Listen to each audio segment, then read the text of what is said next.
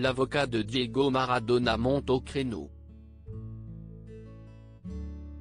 À peine 24 heures après l'annonce de sa mort, le gamin en or argentin a été inhumé dans la plus stricte intimité par sa famille après une veillée funèbre à la Casa Rosada, le palais présidentiel, où des milliers d'Argentins ont pu faire leurs adieux à cette légende du football qu'il admirait tant, et dont il pardonnait les moindres frasques.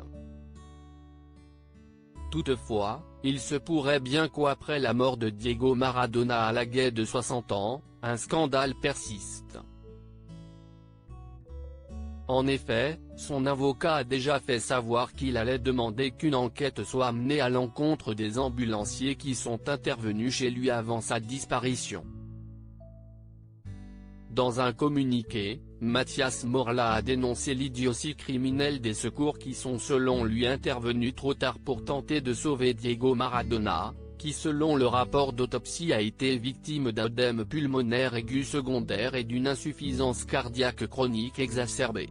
Cœur avec cardiomyopathie dilatée, rapporte le JDD. Il est inexplicable que pendant 12 heures mon ami n'ait fait l'objet d'aucune attention ni d'aucun contrôle de la part des personnels de santé, a ainsi fait par l'avocat, et de souligner que l'ambulance a mis plus d'une demi-heure pour arriver, ce qui selon lui a été une idiotie criminelle.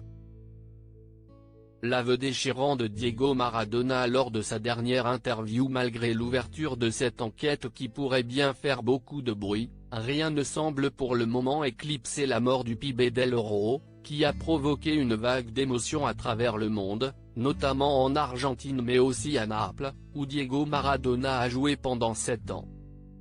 Une légende qui a marqué les esprits aussi bien pour ses exploits sportifs que pour ses frasques, lui qui a toujours assumé ses addictions, qui ont mis brutalement un terme à sa carrière de footballeur. J'y suis allé et je suis très heureux, le football m'a donné tout ce que j'avais, plus que je ne l'avais imaginé.